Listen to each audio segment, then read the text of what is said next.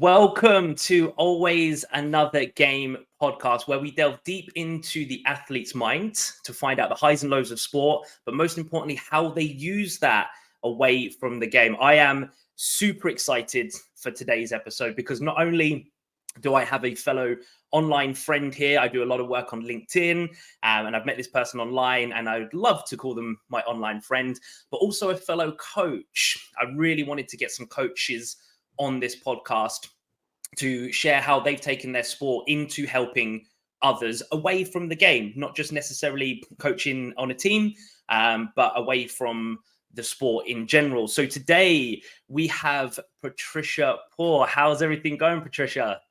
Hi everyone. I'm so excited to do this with you. I'm doing well and can't wait to get into it. Brilliant. Yeah, I thank you for coming on because I think it's fascinating. So I'm going to get Patricia to tell a little bit more about herself in a second, but the fascinating part about your journey is the for me was the bodybuilding side. It's not something you see too often that people get into, but at the same time, it's a big sport that has a lot of discipline, right? There's a lot of consistency involved and so many areas that I think a lot of people need to know a little bit more about. Because I think a lot of people just see it as protein and muscles, and I think there's a little bit more to that. And yeah. But yeah, it's absolutely fascinating. It's a complete different aspect on kind of the sporting element from what a lot of people perceive as sports. So what I would love for you to tell everybody here is, who is Patricia? Who is she? Absolutely. So I'm Patricia. I am a sustainable fitness and lifestyle coach. And as Shaun already mentioned, we met on LinkedIn and we really hit it off because I come at fitness from the sustainable standpoint and habit building, exactly like Shaun as well. But my main goal and mission is to help busy overthinker and perfectionist women reach their fitness goals in a sustainable way. So what does it mean? I usually work with overthinkers and perfectionists, like women who are like, go, go, go, go, go, let's do more. I want to do this, I want to do that. And I usually have to slow them down, right? So I come at fitness coaching from that perspective. And I am huge on lifestyle change, so changing our habits, exactly because my background in bodybuilding. So I think we will talk about this a little bit more, but obviously bodybuilding is an extreme sport and I had to sacrifice a lot and I had to push my body to extremes in order to get on stage. And that experience, while I learned so much from it, and we will talk about the confidence, the dedication, the resilience, the showing up for yourself, those are things that I still take with me into my coaching and into my life and how I live my life. But I make it sustainable because eating that little and doing that much sport is not sustainable in the long term. So I'm kind of like doing sustainable bodybuilding, if you will. And that works really well for women who are like me, who really just want to like, okay, what can I do more to achieve my goals? And sometimes it is really about doing less of the right things. So that's what I do at the moment. Yeah, and that's why I was fascinated, because to take somebody from a bodybuilding background where it does push the boundaries a lot. I've never done it, but I've in the industry you do see and see what people have to go through. And now to take somebody who is a sustainable approached coach, like, well, there has to have been a big shift somewhere down the line, and I can't wait for you to tell that part of the story. But first and foremost, what was the reason you got into bodybuilding? It's not your typical sport that people go, you know what, actually I'm going to do this. Yeah, that's an interesting question. So I didn't know it. Like, it's not like I was a child and I'm like, oh, I want to be a bodybuilder, right? Like, that doesn't really happen. I don't think. The little foam weights that some parents get. Yeah. No. So how it happened, I think it was a natural, sequence of events. So when I was younger, my dad always, he never let me not play any sports, right? So I grew up always having to do something, either basketball or kayaking or karate or swimming or what else? I always did something, right? And that was like, I came from like a team sport background because my dad was also always like, his best friends to this date are his basketball friends from high school, you know? Okay. And I think that's what he wanted me to find as well. Unfortunately, with team sports, I never really found my community. So I think you can speak to this more, right? Because you have a background in ice hockey and like you were a huge team player, right? Yeah. And when you're playing team sports, it's super important that you can trust your teammates and that you have this like chemistry and vibe. And if you don't have that, either you need to be able to talk about it and figure it out, or it's just I just never, or not do it. Because for me, and that was my case, I didn't really vibe with all the girls. There was a lot of like, just like girl talk, and I was never that kind of person who goes like pick Yeah. sides and stuff, and I just couldn't do it, right, from the personality perspective.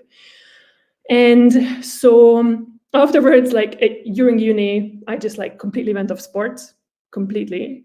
I was like just, drinking, having party, fun, all of that. And then after Yep. uni, I was like, okay, we need to like, I need to get my shit together. And so I started doing sports and I started going into the gym, right? I didn't go to team sports. So I went to the gym and just like on my own, I started, and it really stuck with me. I really liked the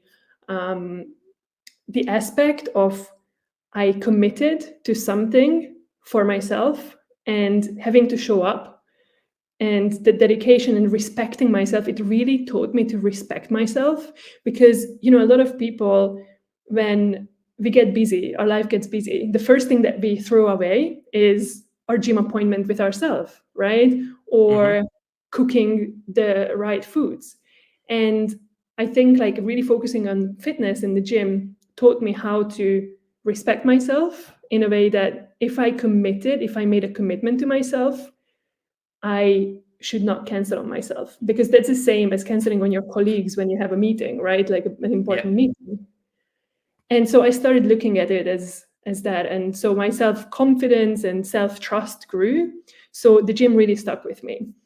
But then I started running as well. So I ran a few half marathons, and after like running like 16 half marathons, or I think back then I was like at 12. Wow.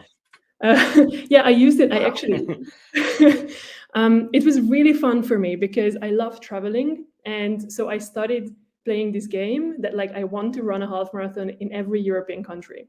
Okay, I love that. Okay, so I Yeah. made like a little like game out of it. For me, it wasn't about getting quicker every time. It was more about having fun and enjoying Okay. movement. Yeah.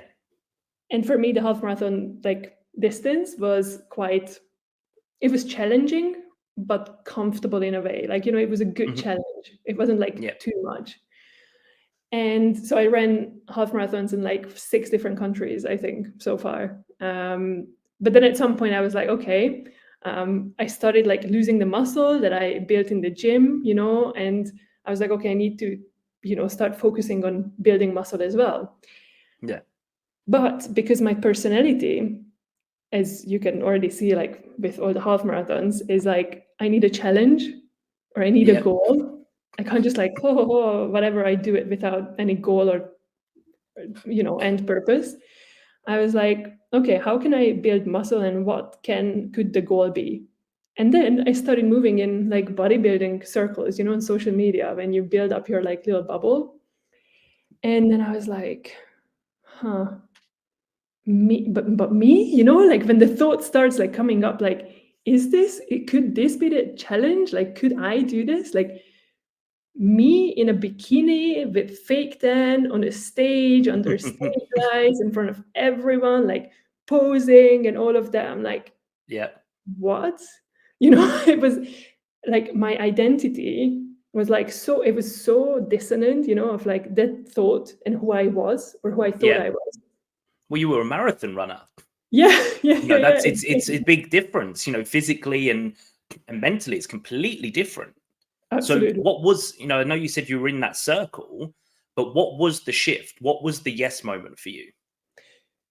I think it was really that I wanted more muscle, and I felt like, okay, I've done, more than 10 half marathons, so right now that's okay. Like I've done that. I need a new challenge, and that was the point where I was like, okay, I think I need to start like learning about it from a professional as well. And I actually hired a coach. So that was the time where I hired a fitness coach for myself as well, even though I was already like certified.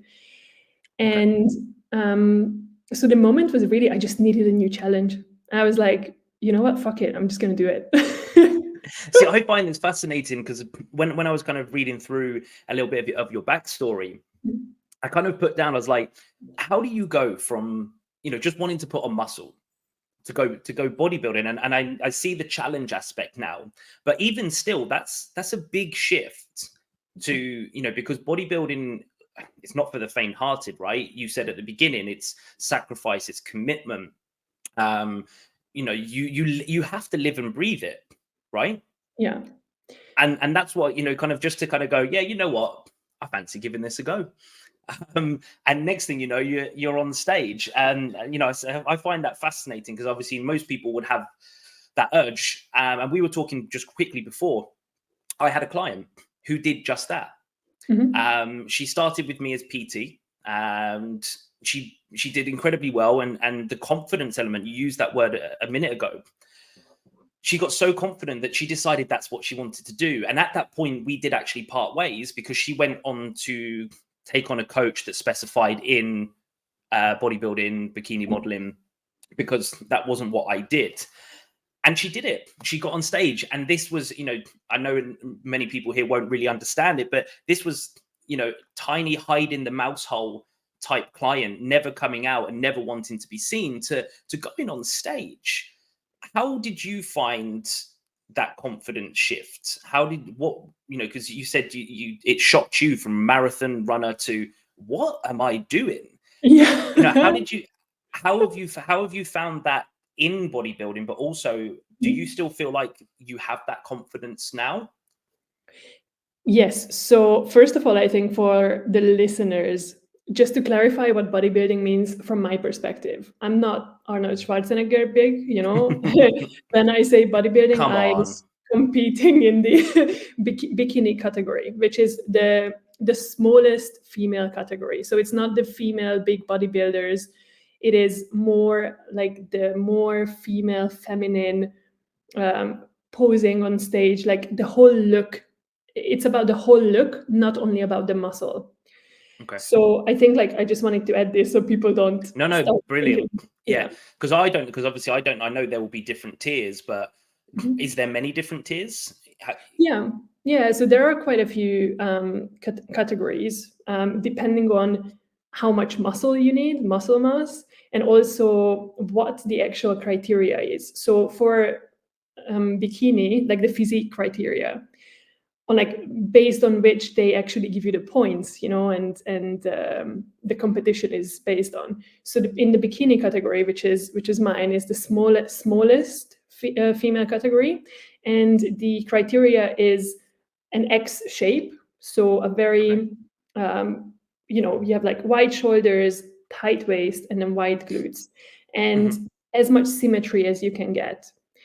And then there is a wellness category, which is like one up, and there, like the glute, the quads are super important. So they really want you to have big quads. So for example, they're like, I wouldn't have a chance because my quad development is like quite slow. I can't build quads that big, basically. Yeah. Anyway, so there are different categories. So I was in the smallest one.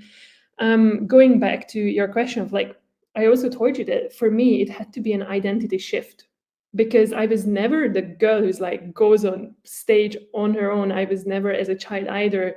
I wasn't doing like theater or anything like that, right? Yeah. And as runners, you're kind of like, runners and bodybuilders, like complete, like different, kind of like personality type, right? But for me, as a person, I am a very open person. So I love traveling. I do like from all perspectives, I'm open to anything in a way that I want to understand why people do that. and not judge, but really understand like what is behind it, because there must be something. And with bodybuilding, when I started building up my bodybuilding bubble on Instagram, I started hearing a lot about resilience, dedication, confidence, and really like the mindset bit really brought me in. So that was the thing that really pulled me in. So, and that connected me back to when I started going to the gym a few years earlier, this showing up for yourself and all of that. So that really pulled me in. And then I was like, you know what, let's just do it. I make decisions like that sometimes.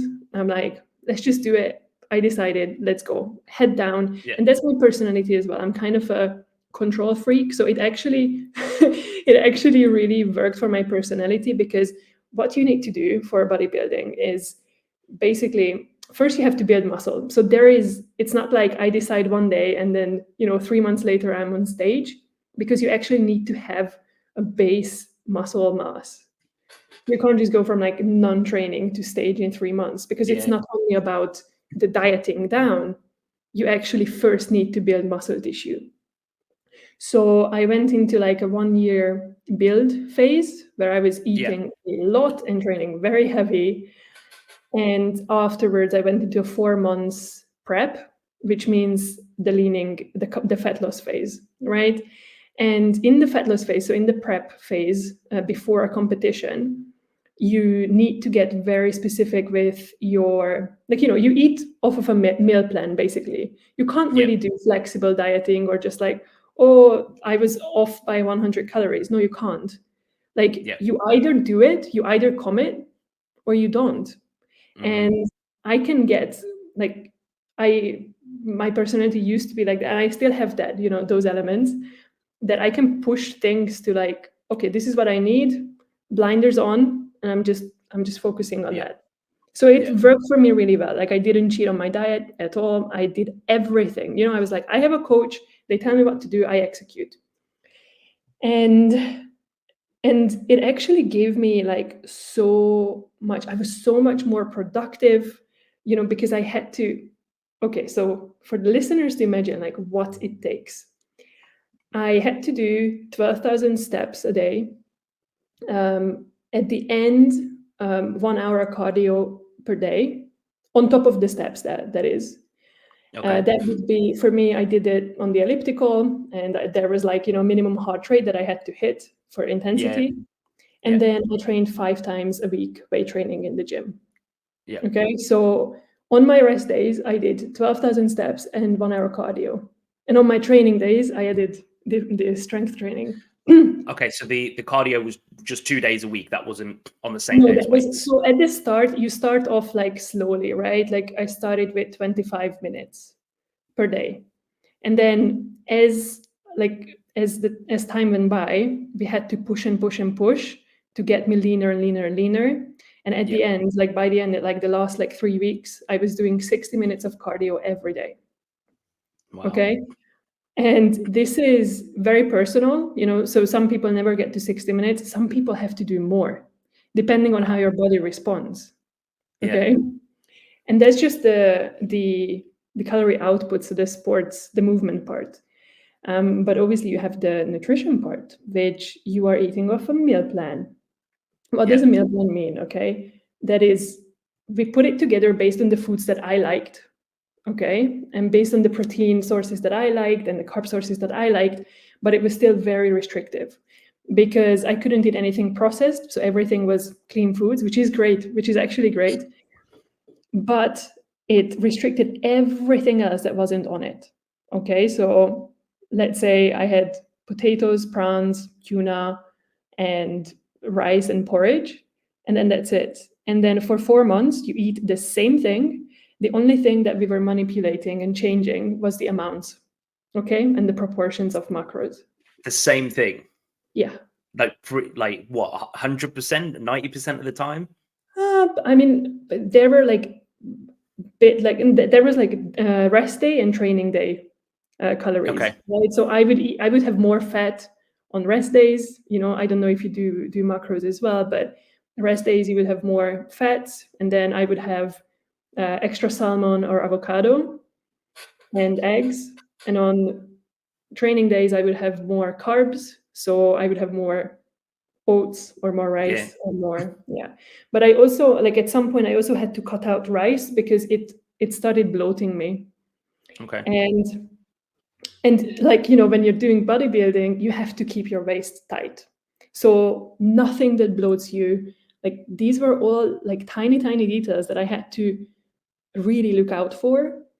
And yeah, so for 4 months, it was kind of the same for every day. But that's the 1%, right? When you're an athlete of Yeah. anybody Yeah. that's trying to excel, it's the 1% that stack up and make the difference. I love the story about the British cycling team. That 1 year, it was a little while back, but they absolutely dominated. And the reason they dominated is they had scientists working on the bike and the helmet and the equipment for the 1%, even down to the bolts,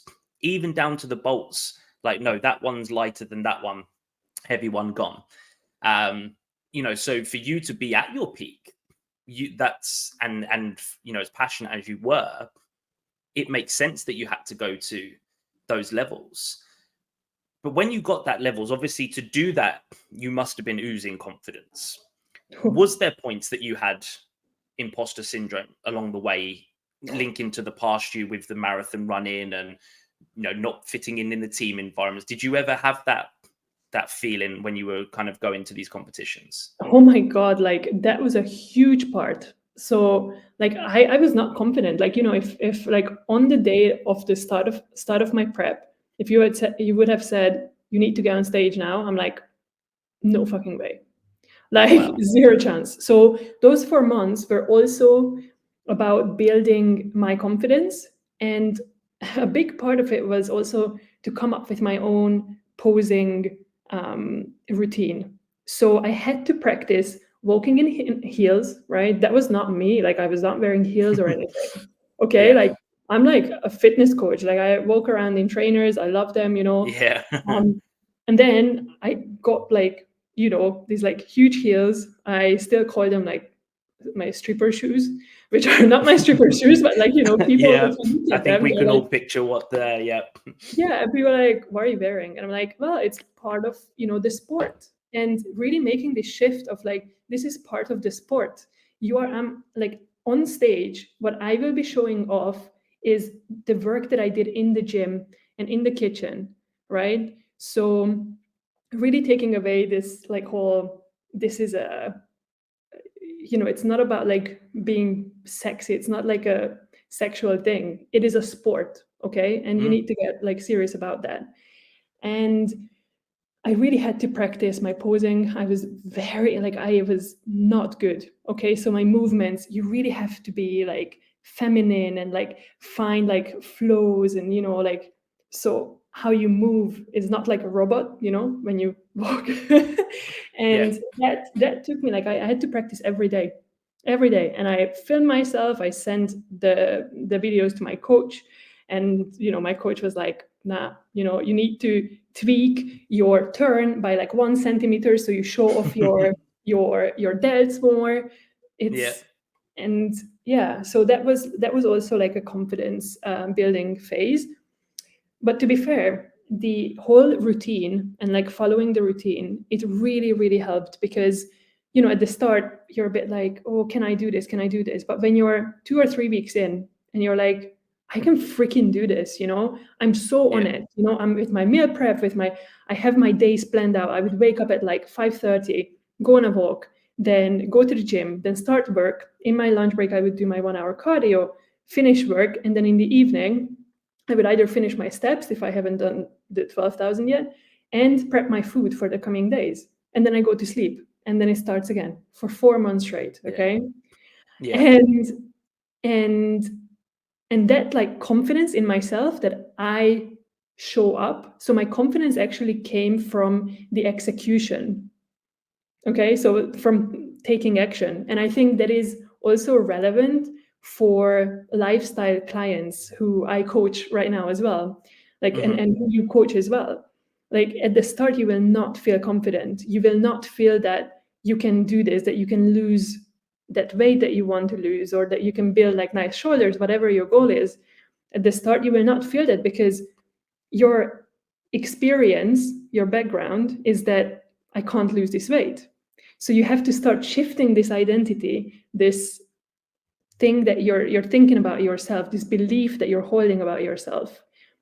And that only happens if you start taking action and showing up for yourself.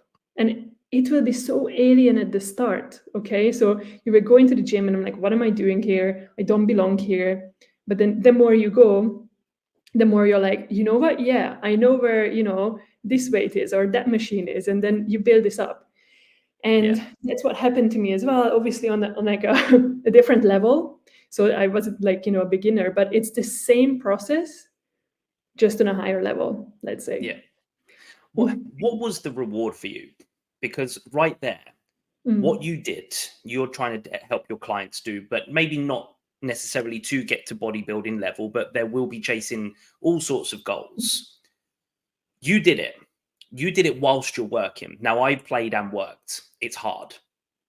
With 2 kids now, I wouldn't be able to do what I did 10 years ago. I wouldn't be able to do it. But I did them because I had more time. Neither one got priority for me. The ice hockey maybe got a little bit more than the personal training, but I was very split with it. And so what was it for you? What was getting up on that stage, whether it was win, or second place or, last place? What was it for you? What was it that drove you to show up every day and follow that routine religiously? Yeah.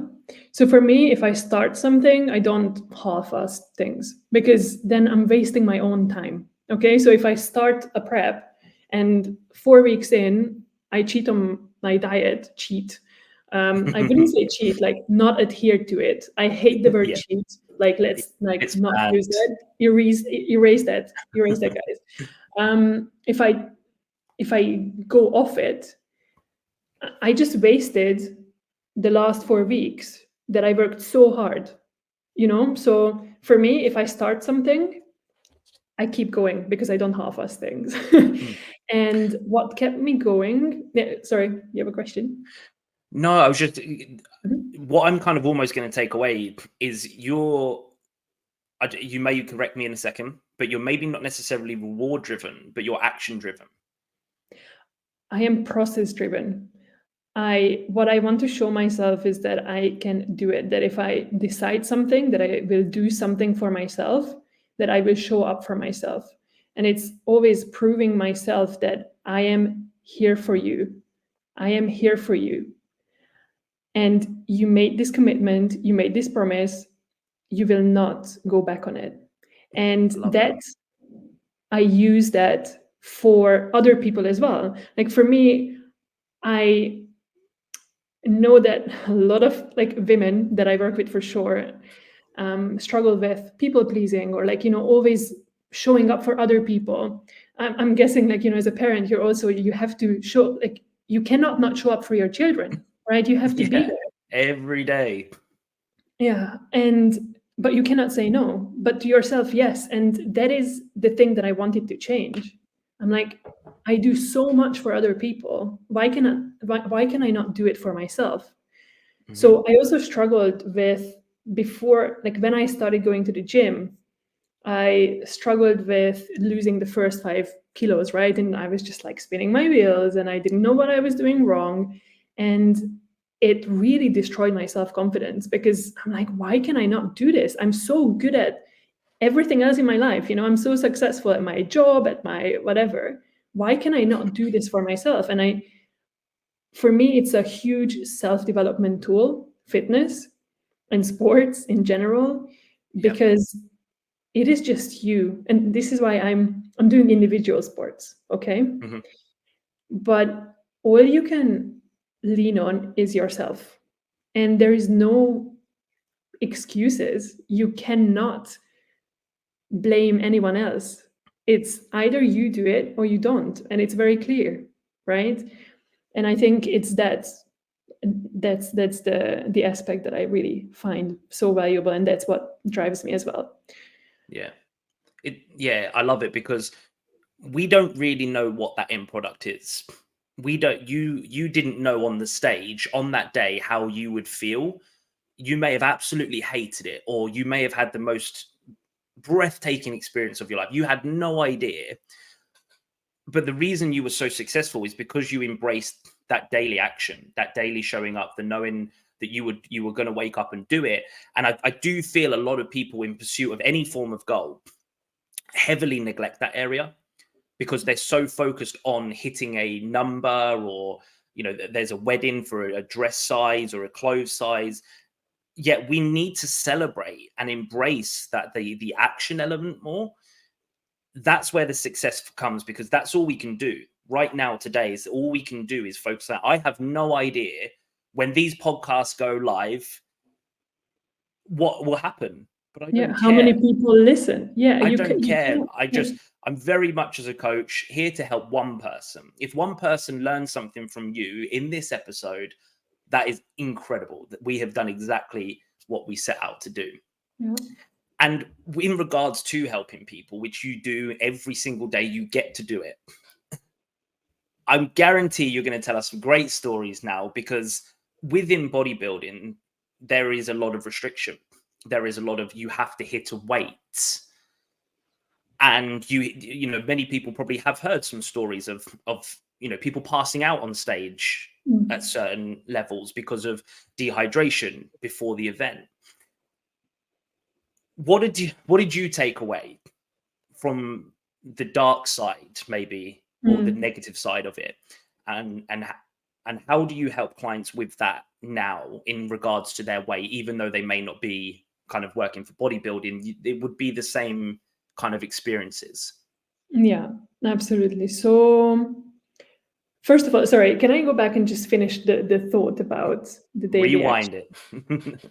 Because for me, getting on stage or running a half marathon, the actual race, I always think about those, like the goals, you know, like I set the goal, this is what, and that gives me the direction, right? That gives me the direction to base my daily action steps on. But whether I actually do it or not, it doesn't really matter at some point, you know, because you get into this action. So what I always thought about is that getting on stage and running a race is always the celebration of the hard work that I did. So that's not the main event. I didn't actually care that much about stage, because I can't control who will show up, what physique they will bring. I cannot control that. What I can control is what I did for 4 months, every day, day in, day out. Did I stay focused? Yes. And if I stayed focused and I didn't, you know, I did everything that I could, then I already won. So the outcome on stage actually didn't matter. The outcome in a half marathon race doesn't actually matter, because that's just the last 21 kilometers of your training plan. That's the celebration. So Yeah. the main event, I always look at it not with stress, because a lot of people are stressed about, oh my God, I have to get on stage. I'm like, oh my God, I get to get on stage. I get to celebrate all my hard work for the last 4 months. And the race as well, like when I see like runners around me, and some of them like, oh, I have to run like, you know, a PB or whatever. I don't care, because for me, I just want to get your energy. And I'm like, I'm celebrating with you. I'm running this race with all of these people who have done all this hard work. And it's just fun. And like my heart and soul just, oh, I can't even tell you. I have goosebumps under my hoodie. But it's perception, isn't it? It's perception and reframe. And that takes skill. It can be trained. You can train your mind to think that way. I used to love the big games. You know, people ask me if I miss ice hockey now, and I miss being on the ice. I don't miss everything that came with it. But I miss the competitive games. So we had a local team, local derby. I played for Bracknell and Guildford. I miss those games. They were so fun and competitive, because there was always an extra edge to it. And, you know, to win those ones, there was always just a little bit more. And it, you know, it becomes a perception thing that, you know, I got to play in those big games. I didn't have to. You know, I didn't hate it because they were a good team. I loved it. I loved the challenge element. So it is a shift in perception when people are looking at their goals. It's that, you know, if you're chasing the dangling carrot, it's not always exciting, because you never feel like you're going to get it. Whereas I love what you did there, is like every part of it was a mini series to the main event, and then you got to celebrate all of Yeah. that hard work by putting it into this kind of final project. But as you said, you can't control in not just in sport. I might have come across a team on a good day.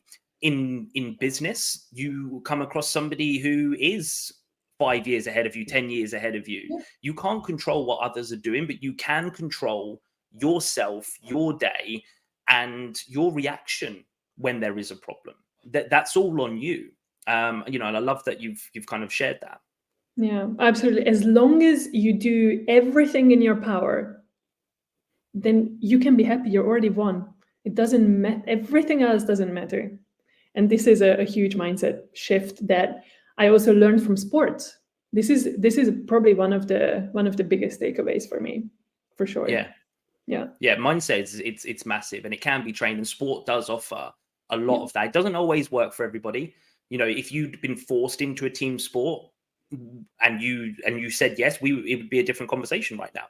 Yeah. So there are some some stories from sport that didn't work out for people, but the fact that you had that strength and confidence to shift and know and follow your own route and know what worked for you, you were able then to take that success into what you did, and now get to share that with many other people every day, which is exactly what I wanted to do with this podcast, is kind of take you on that journey and show the power of what you can learn from it, the good and the bad, and how it can be used either way in a positive vibe in this moment right now. Yeah, absolutely. And I can then go into what I learned from bodybuilding, the dark sides, your previous question. Because we all have them, we all have them. Even, the top sports and athletes, a lot of them do share their stories, that they came from absolutely nothing, some of the poorest places in the world, and all different types of things like that.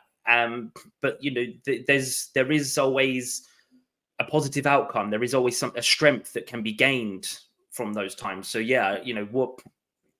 what was kind of those dark times for you? Yeah, it's always about how you reframe it, right? So let's go specific here with the bodybuilding. So obviously I had to sacrifice a lot. I told you that I was eating from a meal plan. So first of all, I could not go out at all. I mean, I could go to restaurants with my friends, but I was always bringing my Tupperware, and I always had to ask the waiters, like, is it okay if I eat my own food? Sometimes they were not really okay with it. Then I got an empty plate, and I kind of just put it out and pretended like those kinds of stuff. But then at some point, I got to a point as well where that was not fun for me anymore, going out, because going out, socializing in the evening means that I would go to bed later. So I can't wake up at 5:30, and then I won't be able to do all my steps and all my cardio and all my training and all my meal prep. So that would have a ripple effect on my next day, like in a very strict way. And it was like that.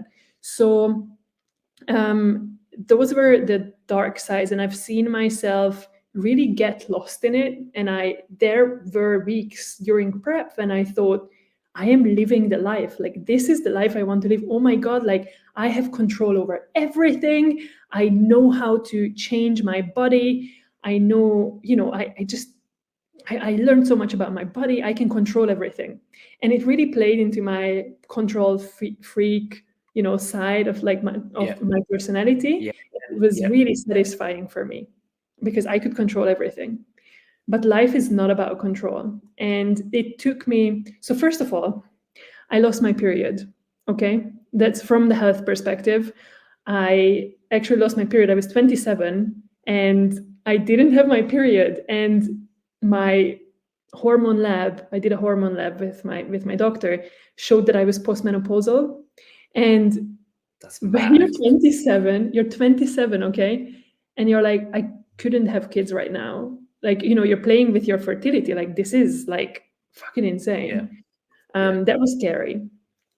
So that's one thing. And then secondly, I got so lost in it that after the competitions, I had to go on a huge recovery journey. But I didn't really know of what. But it took me, I know that I had to get my period back. So it took me 8 or 9 months to actually get it back. Wow. And during that time, that was obviously, I started eating more. I had to reverse myself out of a very restrictive diet that had to be a very, very controlled reverse diet as well, because you can't just go from like not eating to eating a shit ton, because then you just put on all of, and your metabolism is just like, what is it? What's going on? But I successfully did it because I'm a control freak, so I could like control my reverse, which was really good. And during that phase, when I started eating more and more, and I started having off meals, one off meal a week, where I could go out and have a burger, or and I was just like, what? Like, I completely forgot about what life was about. And I realized, oh my God, like, this is so much fun, being out. And now I get it, how people are so happy. I was so happy going to bed at 10 p.m. I was like, I'm going to bed. Like, I'm on top of my shit. Like, and everyone else is like out and drinking and like, what? And no, it's like learning. I can see you in this food coma right now with this, just this burger in your hand and right back in your chair. I can picture it. I used to work with a guy who was quite strict with his food, and we just spoke about ice cream one day. And he was just staring at us, like almost like drooling, because we were just talking about ice cream. So I can imagine that first burger back. Yeah, but to be fair, like, I'm not a person who goes like overboard with things. So for me, it was just the taste and just the opportunity to be out with my friends. And I also relax, I suppose. And relax, and not having to. I didn't have to worry about my Tupperware, or ask the waiter whether it's okay if I eat out of my Tupperware, in the restaurant. Because that's an element of stress, though, right? Yeah. To be that prepared and to be that concerned, you're kind of almost in a state of fight constantly. So I can imagine the shift from Tupperware Patricia to burger Patricia. It wasn't just like, oh, this tastes great. I can just imagine that like a huge weight was off your shoulders. Yeah, I was just sitting there like a normal person. I didn't have to like look around like, is it okay if I eat my, what do normal people sit like? Yeah, like, when you're like, oh, and I didn't have to. But sometimes people would ask me like, why are you doing this? And I had to explain every time, and sometimes people would judge. Sometimes people would say, but you're skinny enough already, and you had to deal with these comments when you're eating out of a Tupperware in a restaurant. Yeah. And I was fine with that. I was like, yeah, I'm happy to share with you. But when I didn't have to do it, that's when I realized, oh, wow, this is actually so much easier. Yeah, definitely. And so with what you're getting at there now, because of your personality trait that you've mentioned quite a few times, that it is pretty solid, and once you're focused, you're in. So this kind of reverse diet you kind of went on for 8 to 9 months. You had the goal and you were able to do it. When it comes to your clients who may not have your same mindset, what would you share with them to make that coming out of a diet? Because some people will come to you, I'm assuming, after a diet club program or some sort. What would you say to them that maybe don't have the same mindset as you? Yeah.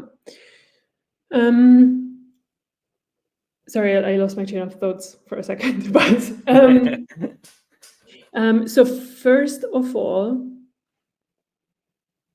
sorry. I wanted to just taking in the fantastic question I've thrown at you. Yes. So what do I tell my clients? So first of all, I don't prep anyone for competitions. So I am completely sustainable lifestyle fitness coaching. That's what I do. And obviously, so I would never put anyone on a meal plan, never. And I coach with a flexible dieting approach. So macro and calorie tracking and counting, right? And in that process, my clients actually learn what foods are good for them and what foods are not good for them. So actually, this is kind of like a self-teaching and educating process that I bring my clients through. And I don't I would never tell my clients that like, oh, you didn't adhere, like, it's bad or not. We always talk about their emotions around food. So what I always tell them, I ask them, okay, you did this. It's okay. No judgment. Don't judge yourself. Let's dig into this. Why? And then we go down a few cycles of why do you think this was? Was it actually an emotional response? Were you really, really actually hungry? Or did you just not prepare? What was the reason? And a lot of the times it comes back to actual like much, much deeper things. So we do always much deeper.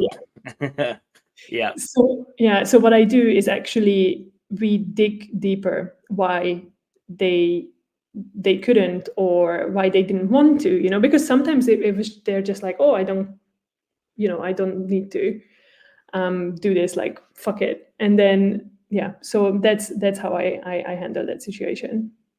Yeah, no, it's good. It's always deeper, isn't it? It's if somebody's struggling or just consuming food, a lot of people do like to say, oh, well, that has it's addictive. Crisps are addictive, chocolates are addictive. There is an addictive element. There is there is proven, and scientists work on it. Yet if you actually look deeper into it, it could be that you haven't planned your meal, or you had too small of a meal, or you're stressed, or you're dehydrated. And that's what we've got to kind of look into more so, is that and once it's not even a bigger problem, right? Hydration is relatively simple once you have created a habit. So yeah, it's always important to to fill that gap. And it's just interesting because you are somebody who is very action focused. There can be some coaches that can just say, well, no, I am, so you should be doing the exact same as me. No. Everybody is unique. But I do have to say that I do attract more of the women who are similar to me. And I also do, exactly. But I also do have to add that this whole control freak and, like being able to focus so much, this is also an issue, right? So I can get very, well, I'm like much better at it now, but I used to get very structured, and it's like, no, I can't do this, I can't be spontaneous, I need to plan everything. And that's also not healthy. So that's the other side of the spectrum, right? So a lot of people are struggling with, they can't control kind of their food intake. For me, it was over controlling. So I would, if I would have to have 100 grams of salmon, for example, on my meal plan, and I measured 104 grams, I would be like, no, we're shaving that 4 grams off. That's not okay. That's not normal. It's not healthy. So I do want to add that that is also not a way to live. So I had to come like back from that side, right, to the middle. And it's finding the balance. And I think this is very, very important to understand as well. Yeah, it's the middle, right? So if we take Patricia's burger, some days you need to say yes to the burger, and that is a win. Some days saying no to the burger is a win. It's knowing which one at what time. And if you're unsure, having somebody that has experienced it like yourself, which I do feel that I'm sure there is many fantastic coaches, but I feel the better ones often are the ones that have the empathy because they've lived and breathed it themselves. And it's been part of their journey. Because then you do create more empathy. You do understand that it's not so straightforward. A lot of my struggles was when I was a PT. I was a personal trainer that was struggling. I was my worst client. Everybody else was all right. I was terrible because I was not prioritizing myself. So, having that empathy and going through is, I think will do wonders for your clients. But if you could share one thing that you have taken from your experiences, mainly I would say with the bodybuilding, that seems like a big part of what you've learned, and you could share with everybody for them to implement, whether that's in their own business, like you do with your coaching now, whether that's helping somebody, whether that's our own personal development. If there was something you could share today that we haven't maybe spoken about, what would you like to give them today? that we haven't spoken about. That's harder because I think we've done quite a lot. And It doesn't have to be anything you feel like you want to echo that, what, this is something that I feel everybody needs to know. Yes. So for me, from my perspective, definitely always include some type of sport into your life, because it will help with self-trust and respecting yourself. And I think a lot of people miss that from their lives. And once you build that, you can take that into other areas of your life as well. And also, please, please, always try and find a balance that is a balance for you, and never look at what other people are doing, because it's irrelevant to you. It's irrelevant, completely irrelevant. So it's always finding what works for you, and find a balance, because extremes on either sides, like either like overeating or over restricting, or going 7 times to the gym or going 0 times, none of them will get you the result. It is always in the middle. Yeah, I think sport is fantastic as well. And one thing, I know you weren't old, it was kind of only kind of post uni, but you got into bodybuilding later on than many people would start a sport. Some people would be playing from kids. So, age isn't really an excuse. My dad said the other day that he's going to go and play pickleball, which is kind of like the new cool game that everybody's doing. He's never played pickleball before. He's barely played tennis. It's never too late to go and take on a sport for your well-being, for your mental state, for your relationship. Humans, we love human interaction. Social media isn't enough. We love human contact. And you can get that from sport as well, just hanging out with your peers and just having a conversation. So there is so much to it, so much more to it. So yeah, I guess we wouldn't be doing this podcast if we didn't agree on the sporting part. But yeah, thank you so much for coming on and sharing your story. It's been fascinating. As again, I just hope it just helps one person, that whether they've actually going down the same route as you, or just needed to hear that it is possible to make a change. Even if you are struggling with your weight, eating behaviors, it can shift, and it can shift into a hugely positive way, because I'll get Patricia to share her socials at the minute, but you see the work that she's doing. It's fascinating. So yeah, is there somewhere you'd like to send anybody that's wants to kind of learn more about you? Yeah, so you can find me on LinkedIn under my name, Patricia Poor, or Instagram at patricia.fitnesscoach. Reach out to me anytime. I have lots of things going on, little like free communities as well, just if you want to get, daily tips and tricks. And yeah, I always love to connect with people. And if you have any questions around bodybuilding or how to get out of a very restrictive diet, reach out to me or Shaun as well. Like he's good at that too. I'm all right. I might have to pass them over to you if it's too much bodybuilding style. But no, thank you so much. Thank you for everybody that is tuned in today to Always Another Game podcast. If you love it, please share. I always say I love the first ever podcast I listened to. They said, look, there's no cost to listen to this podcast, but there's a fee. If you've taken anything away, please share with somebody that needs to hear it. Subscribe, like, everything supports it and just gets the word out there. So thank you so much for taking the time. Patricia, once again, thank you so much. And we'll see you all on the next episode.